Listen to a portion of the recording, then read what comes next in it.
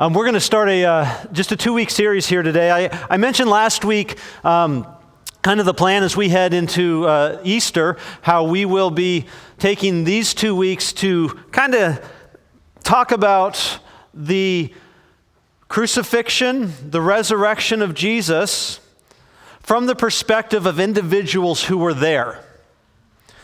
Today we're going to examine how the crucifixion and the resurrection of Jesus affected a key individual in the history of the church, and that is Peter, one of the apostles of the early church. We've actually talked about Peter quite a bit in our Acts series.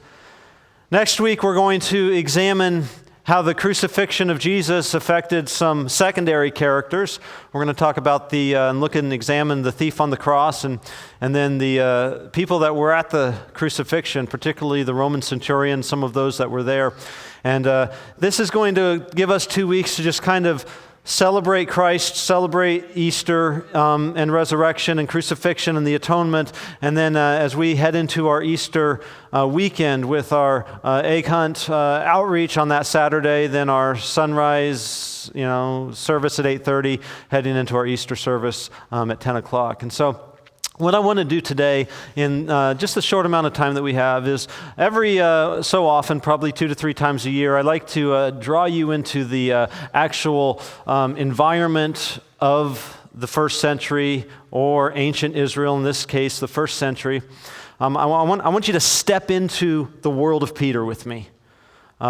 There's 4 different accounts of the ministry of Jesus and his interactions with his disciples. Obviously, those are the books of Matthew, Mark, Luke, and John.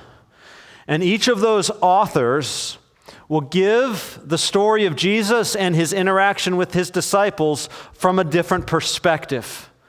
And so there will be things that you'll read in the book of Matthew about Peter that you won't necessarily find in Mark. And then there are things that John says and a perspective that John gives that you don't find in Luke or Matthew. And so what I'd like to do today is I'd like to take all 4 gospel accounts, and I'd like to talk to you about Peter's perspective from, if you were to combine all 4 gospel accounts. And if Peter were here this morning to tell you the story from Peter's perspective. And so that's what I'm going to do over the next about 30 minutes. You're going to hear Peter's perspective from the pages of Scripture on how God took this man and sovereignly called him, and Peter faithfully served him, miserably failed him, and then was graciously restored. And so those are kind of the 4 points. And what we're going to find out today is that God's grace is bigger than our failures. Let me say that again. God's grace is bigger than your sin, failures, and weaknesses. So let's enter the first century if you can. And let's hear, and I'm going to tell you Peter's story from his perspective this morning. Good morning, my name's Peter. For those of you that don't know who I am, my story is found in the Bible, the first 4 books of your New Testament, Matthew, Mark, Luke, and John. Let me tell you about my history and my past. See, I grew up not in a wealthy home, but my dad made do. We were fishermen. Now, in ancient Israel, you see, young boys that grew up, we went to synagogue, and just so you know, I was the kind of kid who, I always spoke first, or I always acted first and asked questions later. I had a shoot first, ask questions later mentality, right? That's just the kind of guy that I was. And I'll be honest with you, I got kicked out of synagogue just a couple of times when I was a kid. And what happened in the time period when I was growing up was this. You see, if you were real smart, and if you were real gifted, and you could memorize the Torah, and then you could recite in, all of the commandments and things like that, then the rabbis would choose you, Only if you were the smartest and the best, they would choose you to follow them and be their disciple. And then you would be trained by the rabbi himself, and then one day maybe you got the chance to be a rabbi yourself. And so this is the way it worked. Well, I wasn't the smartest guy. I wasn't the most talented. I wasn't the most gifted. So guess how many rabbis came and said, "Hey, Peter, why don't you follow me?" None. So what did I do? I went into the family business. I was a fisherman. I was a blue-collar worker. I wasn't real gifted, wasn't real talented, but I tell you what, I could fish. And I could fish with the best of them. I could curse with the best of them too. That's what we did. I had a past. And so I went into the business and we didn't make a lot of money, but we made enough to put food on the table, and we made enough to get by. But I remember growing up in synagogue, hearing the Hebrew scriptures read to me, there was a promise of a Messiah that was going to come. And this Messiah, when he came, let me tell you, he was going to change everything. You see, we were underneath the thumb of the Romans. They kind of ruled the day. Yeah, they kind of let us have a king, but our king was as corrupt as can be. Herod, he was a nobody. Nobody liked him. He was mad, he was evil, he was wicked. But this Messiah that was coming, this Messiah, he was going to change everything. Our Old Testament Hebrew scriptures, they promised he was going to come and he was going to restore the throne of Israel. He was going to restore the glory of Israel. And we were all looking for that and waiting for that one day. Well, I grew up and I went into the family business. I got married. And I began to hear about this rabbi from Nazareth. Nobody really cared much about Nazareth. I mean, Nazareth was kind of like nothing good came out of Nazareth. You know what I mean? But they talked about this guy from Nazareth, this rabbi from Nazareth, and he started preaching and saying some pretty incredible things, and he even started to do some miracles, and I don't know if it's magic stuff or whatever, I don't know, but he started doing all of these things, and a lot of people started to kind of talk about him like maybe this guy's the Messiah, like maybe he's going to overthrow Rome, and maybe he's going to restore Israel to all of its glory, and maybe this guy's the Messiah. I didn't buy into any of that. I didn't think that, and I'll tell you about. So I listened to some of his teachings, and I showed up, and I'd kind of pay attention to what he said, and I don't know that I buy. He said some good things. Don't get me wrong. I mean, he was saying some nice things, but I wasn't totally buying the whole Messiah thing. You know what I mean? So, then one day, you see, my mother-in-law was living with me. Let me tell you, that was fun. Right, guys? How many of you had your mother-in-law live with you? How fun is that, right? Well, she got sick. She got like real sick, you know what I mean? And bad fever. And, it's a time for everybody, right? I thought, well, this is her time. And then Jesus shows up. Yeah, that's right. This guy Jesus from Nazareth, this rabbi, this Jewish carpenter comes into my home. Just when I thought I was going to get rid of my mother-in-law, he ruins it. I'm kidding. We all loved her. She was great. She nagged me a little bit, but we all loved her. And Jesus comes into my home, and my mother-in-law, who was sick, she was going to die probably. Jesus came in, and he spoke to her, and she was healed instantly. Started nagging me again. Peter, give me some water. Peter, give me some food. Peter. Now, between you and me, I didn't know what to do with that. I'd never seen anything like that happen before. I'd never seen anything like that take place. Someone healed just because someone spoke. There was something different about this guy. There was something different about his message. There was something, he had a power that nobody had ever seen before. Some people were saying, well, his power's from the devil. I didn't know. I still was trying to find out. I was still checking it out, still trying to see what was going on with this guy, Jesus.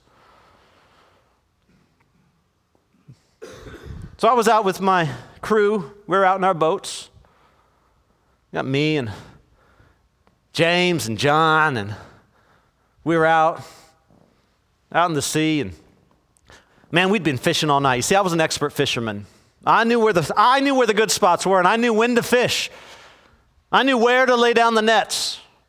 Like I knew my fishing spots, right, guys? Like you guys that know your fishing spot, you know where to go. I knew. I was an expert. But man, I was having a bad night. This night out fishing was one of the worst. I didn't catch nothing. Now, if I don't catch any fish, I don't eat. My family doesn't eat. We don't have any money. So we were real discouraged, real frustrated. Like man, nothing was going right this night.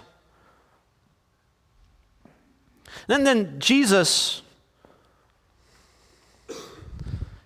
he tells us to do something. He gets in our boat and he's teaching. Of course, when a rabbi, they're real respected men in our culture. Rabbis are. I mean, you just respected the rabbis, and you did what they told you to do, and you just kind of listened to them. Those were the holy men of God, right? So you didn't stand in their way.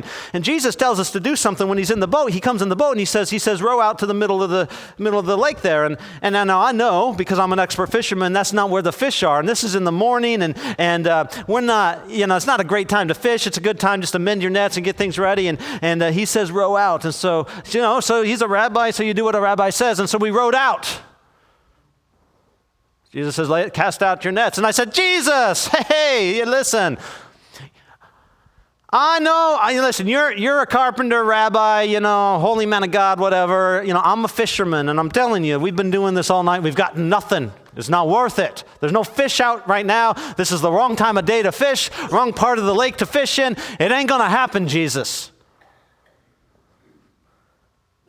Jesus says, cast your nets, put them down. I said, all right, boys, do what the rabbi says, cast your nets down.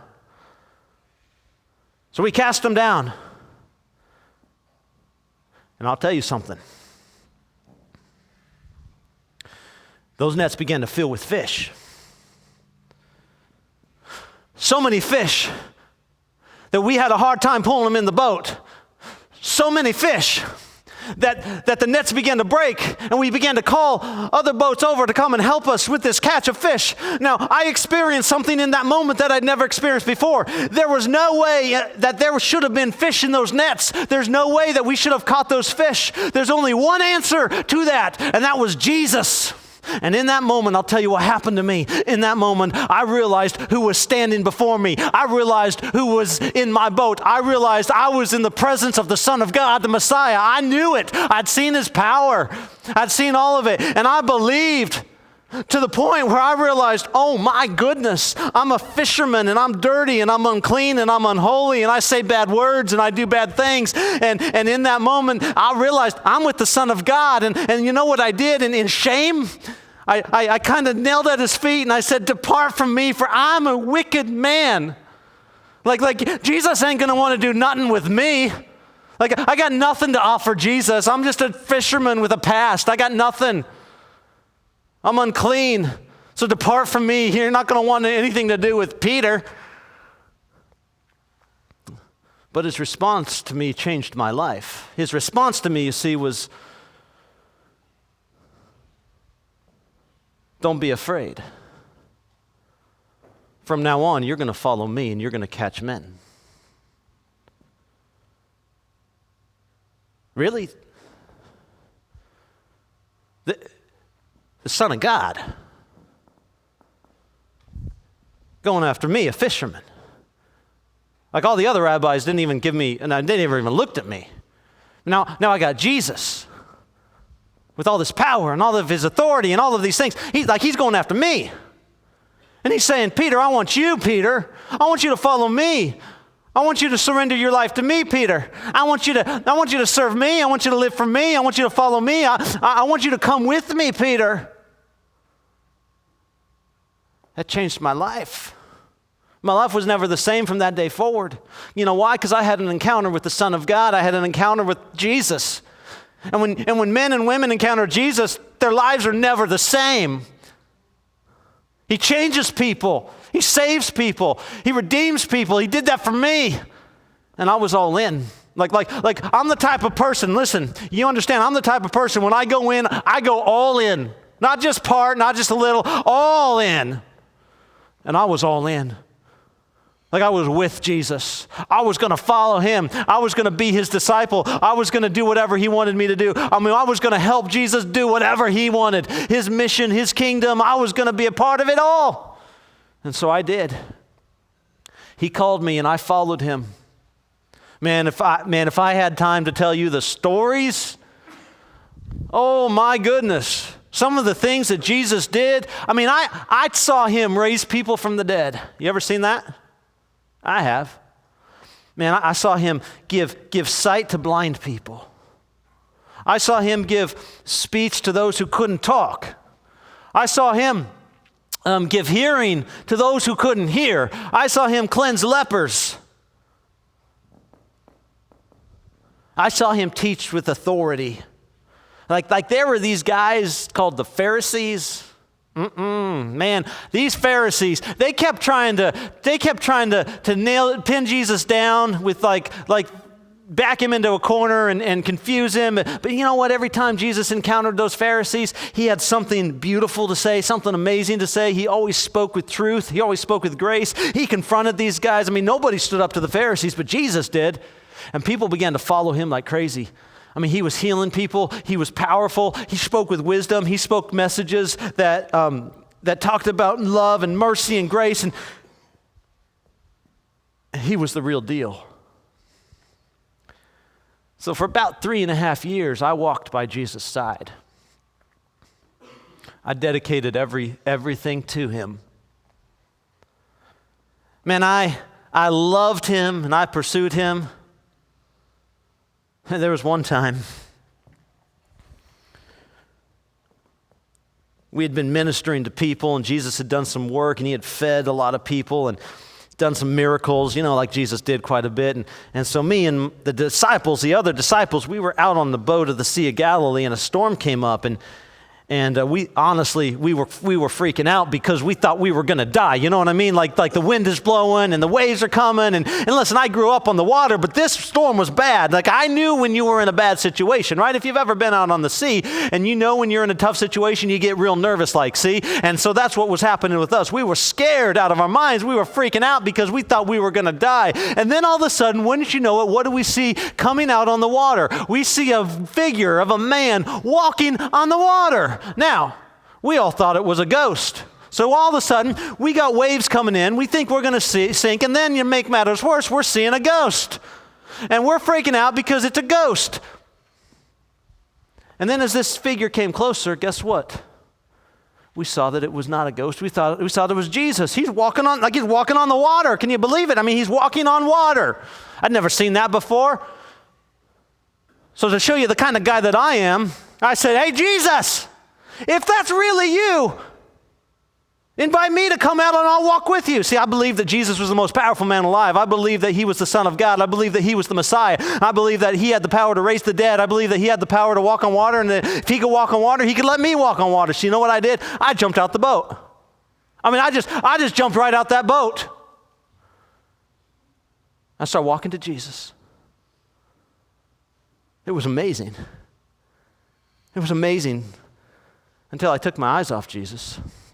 See, when you take your eyes off Jesus and you look at the storm and you look at the waves and you look at the water, you get real scared. I got real scared and I got frustrated and I started to sink. Why? Because I took my eyes off Jesus. I took my eyes off the one who gave me life. I took my eyes off the one who gave me power. Took my eyes off the one. So I began to sink. I began to cry and I began to scream, "Jesus!" You know what he did? He came up to me. Jesus came up to me and he grabbed my hand and he pulled me out of that water and he pulled me up and he brought me into the boat. So that's the way Jesus was. Jesus was real honest with you too. Man, there were times when I said some stupid things. You see, Jesus over and over and over again kept trying to tell us that he was going to die.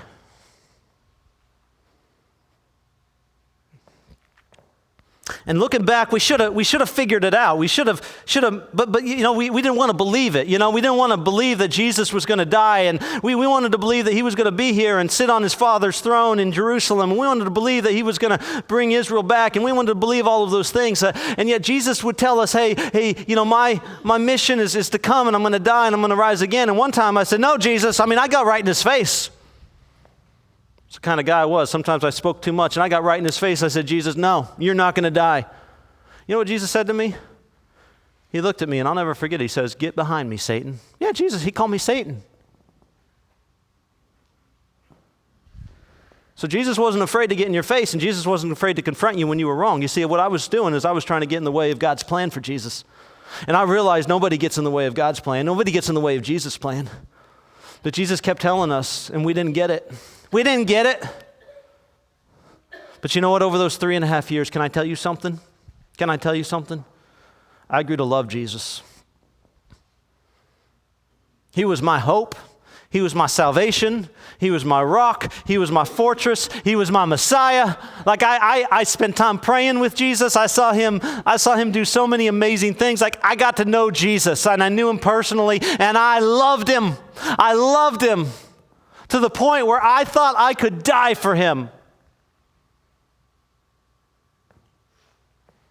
Then one night,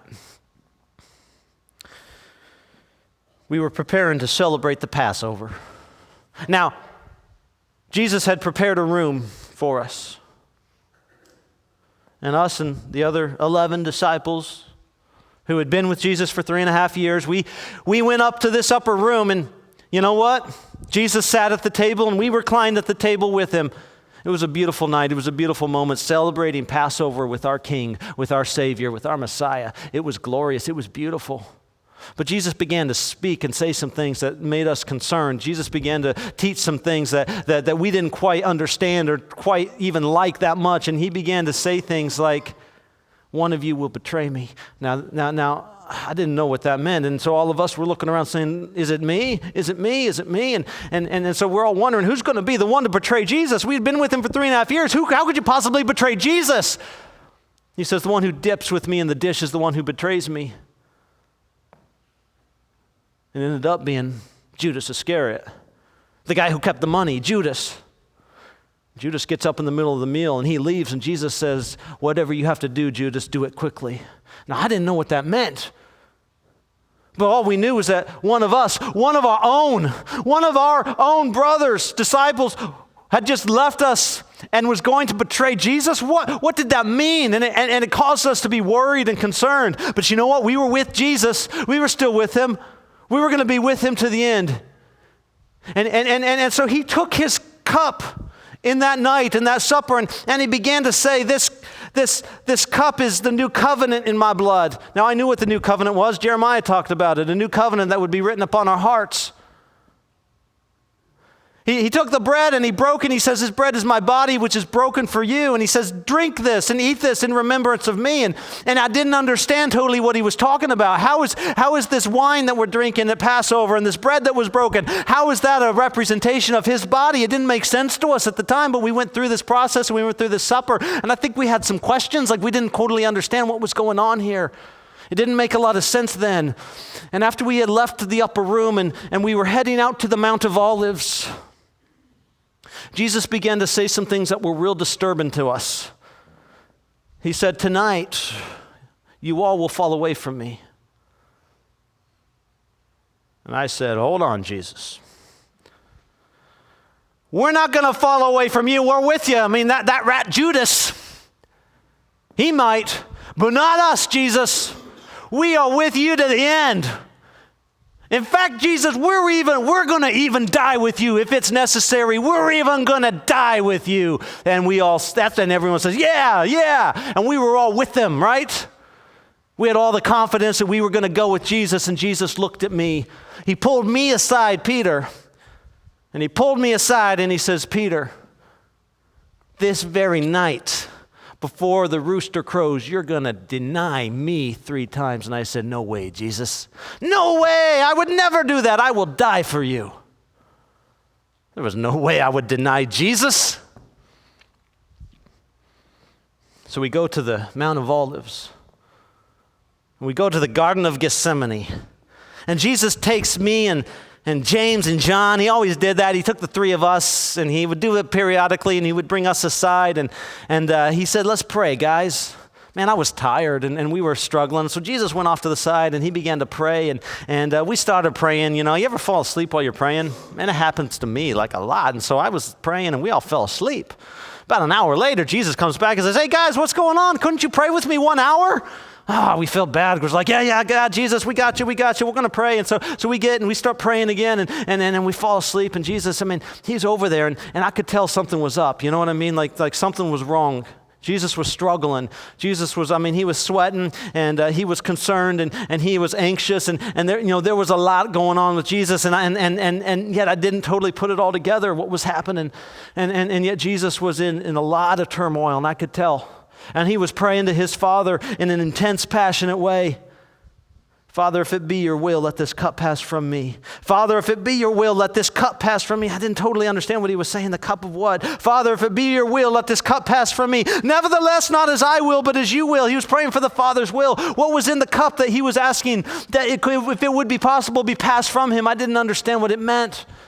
But Jesus was struggling, and he was real anxious, and then out of nowhere, we hear a bunch of rustling in the trees, and we hear the clanking of armor and the clanking of swords, and through the trees there in the garden come a bunch of soldiers and leaders from the temple. And then Judas Iscariot, that dirty rat, he came, and he comes up to Jesus, and he gives him a kiss.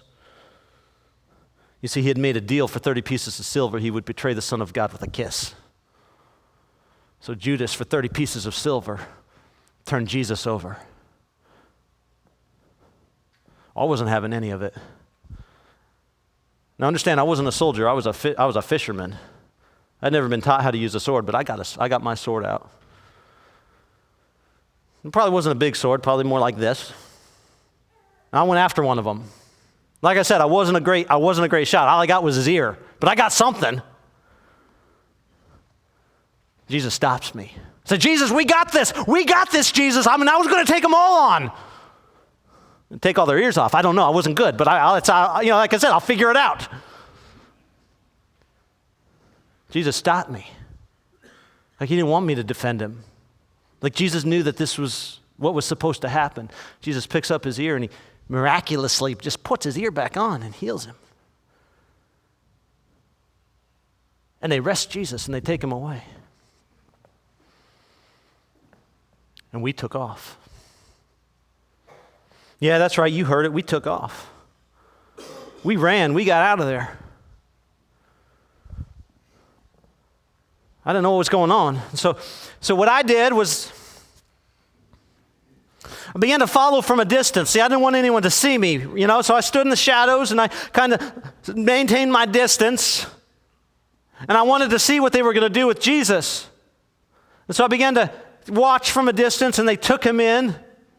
They took him into the house of the high priest, and they started to accuse him of different things. And there was a group of people sitting outside the house there, and they had built a fire. So I kind of put my cloak on, and I come up to the fire, and I'm trying to look in and see what's going on. And I'm warming my hands by the fire there, and I'm trying to listen. What are they saying about Jesus? What are they doing to him? What's going on here? And I'm trying to figure out what's happening when out of nowhere, this little servant girl comes up to me and says, I know who you are. I'm like, what? What's up, girl? Go, come on. I'm trying to hush her up. She's like, you were with Jesus. I'm like, what? No. I wasn't with him. I'm trying to listen. No, you were one of his followers from Galilee. I seen you with them. I got real scared, you know what I mean? Like I didn't want to get arrested. I didn't want to die. I didn't want to be associated with Jesus in that moment because Jesus would have been arrested. So I looked at her, I said, I don't know what you're talking about. Come on, girl. I don't know who this guy Jesus is. I'm not with him. I'm not one of his disciples. Please, I'm just trying to figure out what's going on there. And then as I'm listening to things go on, I'm trying to see what's going on with Jesus, and I can see Jesus in the house there, and they have him bound, and I can kind of hear what's happening, and they're trying to come up with charges against him and trying to do a trial against him, and then another person comes up and says, hey, you were one of those Galileans with Jesus. Now I'm getting real worried because now they're beginning to recognize me. Like I had been with Jesus. I was with him by his side for 3.5 years, but I was getting real scared, you know what I mean? And I didn't want to get arrested. And so I said, no, I don't know who Jesus is. What are you talking about? I'm not his disciple. I'm not one of his. Not one of his followers. Are you kidding me? Nah, you got me confused with somebody else. I am not with him. Totally blew him off, totally denied him. Then the third time it happened. They came to me. They said, you're one of his followers. And I got so angry. You know, I got my issues, and anger is one of them. I got so angry that I looked at them, and I said, if I'm one of his followers, then I'll call down a curse from God upon me. I mean, as emphatically as I could, I denied that I even knew the man. And I called down a curse upon myself. I said, if I'm not his follower, if I'm one of his followers, then may God curse me.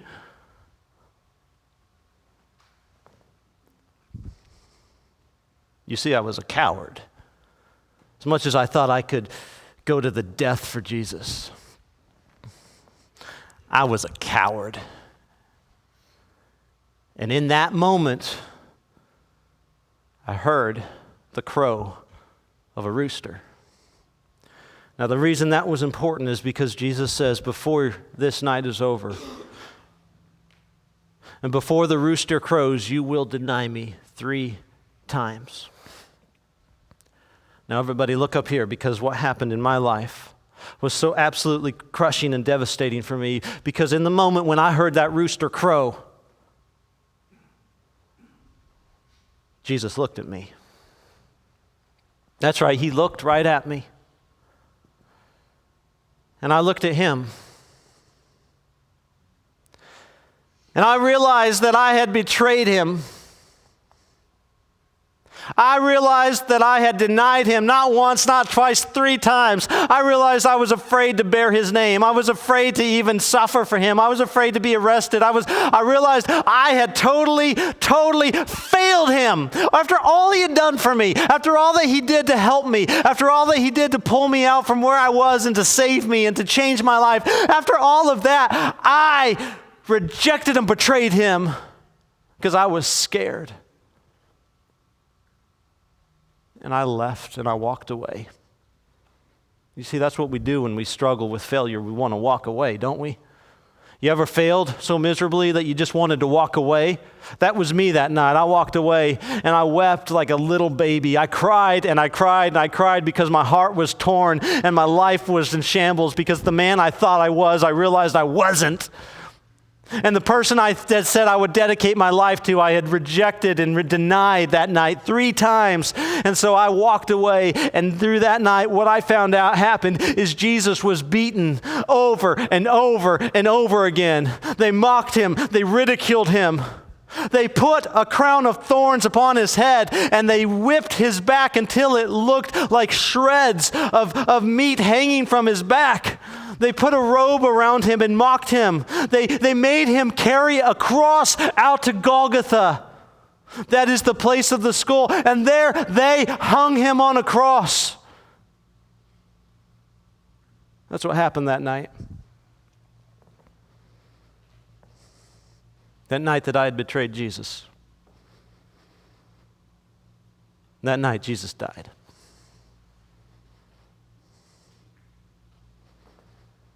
He died. He died for your sin. He died for my sin. See, what was happening on the cross that night is that cup that Jesus said, if it be possible, let this cup pass from me. That cup, you know what was in that cup?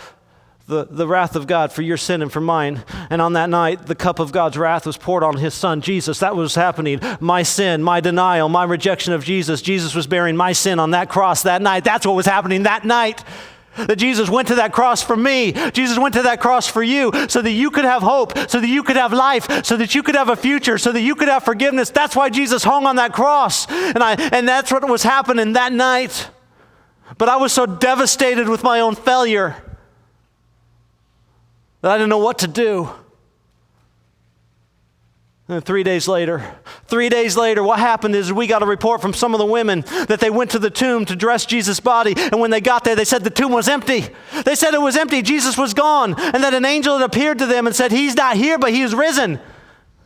Now, Jesus had told us, remember, Jesus had told us, hey, I'm going to rise from the dead. But none of us have really believed it. We didn't really understand it. But now all of a sudden, the teachings that Jesus gave started to make sense. And so then when they said that he had been risen, you know what we did? We ran to the tomb because we had to see if it was true. So we ran as fast as we could. Now, I wasn't quite as fast as John, but John got there a little bit earlier than me, and I ran to the tomb. He stops, and I run right into that tomb. And I look in the tomb. Guess what? The women were right. Go figure. The women were right. In our culture, you see, the testimony of a woman didn't really account for much, so no one really believed them. But you know what? They were right. Jesus was gone. His body wasn't there. What had happened? We didn't know. Certainly the women weren't right. He hasn't resurrected. I don't know. But then Jesus appeared to us in the upper room, like we saw him. And he said, peace to you. But you know where I was? I was in the back corner. Like I had seen Jesus and he had risen from the dead. But I knew that I had failed him, right? Like I knew that I had not stood with him. I knew that I wasn't worthy to follow him anymore. I wasn't worthy to be one of his disciples. He was the Son of God. He rose from the dead. I saw him with my own eyes. Jesus rose from the dead, but I was no longer worthy to follow him. He appeared to us a second time. This time it was for Thomas. Thomas wasn't there the first time he was revealed to us. So Thomas was like, hey, if I don't, put my hand in his side and see the prints of the nails in his hands, I'm not going to believe. And so Jesus appears, and so he approaches Thomas and says, hey, Thomas, see? Blessed are you who see and believe, but blessed are those who have not seen me and yet believe. That's you guys. That's all you guys. See, I saw him and I believe, but Jesus was talking about you. Blessed are you who don't see me and yet believe. But again, I'm in the back corner. I'm not talking to Jesus. I'm not going up to Jesus. Why? Because I had failed Jesus. I'd failed him. And certainly Jesus wasn't interested in me anymore. Certainly Jesus wasn't interested in using me. Until I met Jesus on the seashore one morning. You see, I went back to my job. I went back to the family business. I went back to doing what I knew how to do, and that was catching fish. My time as a religious leader, a disciple, a follower of this rabbi, of this Messiah, my days with that were over. I'd blown it, guys. I had blown it. And so I was back to my job, back to the family business, catching fish. Again, remember how Jesus called me? He did it again. We had fished all night. We didn't find any fish. This man who's standing on the edge of the shoreline calls out, cast your nets on the other side. Again, we've been doing this all night. What's it gonna make a difference? We fish on this side, we fish on this side, it doesn't matter. But we did it. And when those fish started to come into the net, and that net began to fill up, I knew who that was on the seashore. I knew who it was standing there calling me to cast my nets down, because he had done it 3.5 years ago. He was doing it again. He was revealing himself to me, and he was coming after me. He was pursuing me. Even though I'd failed him, he was coming after me. And when those fish began to fill up those nets, and I realized this is Jesus, and John cries out, this is Jesus on the seashore. You know what I did? I jumped out the boat. We were about 100 yards from the shore. I jumped out the boat. I got in the water. I started swimming. I started running. I started pursuing this path to Jesus, and I started going after him with all of my might, because I realized he was coming after me. And as he was coming after me, I jump out that boat, I go through the water, I'm soaking wet, I come up to the seashore, and it's Jesus. And this was like him standing there, and I knew, man, I had failed him. I knew I hadn't done right, and so Jesus is standing there, and you know what's happening in that moment? He says, Peter, make me some fish. Peter, make me some food. And so we made him some food and we cooked some fish. And then Jesus pulled me aside and he and I had a conversation. Jesus looks at me and says, Peter, do you love me? That was a tough question. Like I knew I loved Jesus, but I didn't know if I loved him enough to really, really follow him. You know what I mean? Like I knew I loved him, but I didn't know that I loved him enough. So I said, Jesus, you know. Man, I was so ashamed. But Jesus, you know I love you. And I thought I was going to have it. I thought in that moment Jesus was going to be like, then why did you deny me, Peter? Why'd you do this? Like all my sin was before me. All my sin was right here. And so in that moment, I expected Jesus to be like, yeah, well then why'd you deny me, Peter? That's not what he said. That's not what he said at all. In that moment, I experienced real grace. I experienced real love because in that moment when Jesus said, Peter, do you love me? And I said, Jesus, you know I love you. And this is what Jesus says, then Peter, feed my sheep. And Jesus looks at me again. He says, Peter, do you love me? And I looked at him and I said, Lord, you know I love you. Peter, feed my sheep. He asked me a third time, Peter, do you love me? And a third time I said, Jesus, you know I love you. Then Peter, feed my sheep. You know what Jesus was telling me in that moment? Peter, I forgive you. Peter, my grace is bigger than your sin. Peter, my grace is bigger than your failure.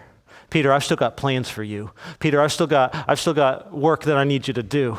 I need you to go out and I need you to take my message of salvation to the world. I need you to preach my name. I need you to feed my sheep, those people who will come into my flock, those people who will be my children. Peter, I need you to teach them. I need you to bring them up. I need you to do that. And church, for the last 2,000 years, we stand on the foundation that was built by Peter and the apostles. This is why we study the book of Acts. This is why just about a month or two later, Peter stands up on the day of Pentecost in the city of Jerusalem and proclaims Christ, and 3,000 people accept Christ. Listen, when Jesus calls someone, he takes all of them, their failures, their weaknesses, their past, all of it. And what we have to know and embrace is this: the grace of Christ is bigger than our failure. The grace of Christ is bigger than our weaknesses. The grace of Christ is bigger than your past and my past. We are a group of men and women who are broken, just like Peter. And if God can take a poor, broken down,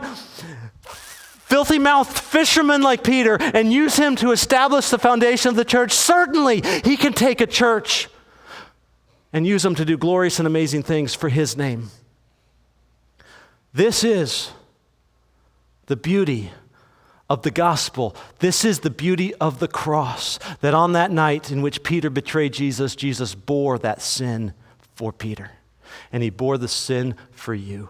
So that if you will, by faith, come to him and receive him, then you will be forgiven, you will be made clean, and Jesus can use you to do anything. Father, as we close this service this morning, having reflected on what you did,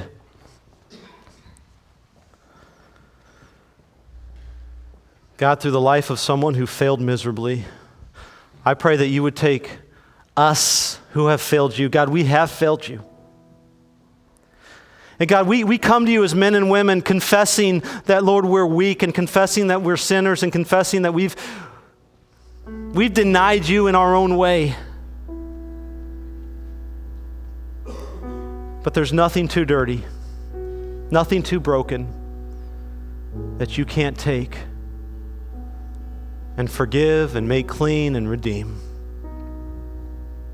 I pray this truth would change us this morning in your name. Amen.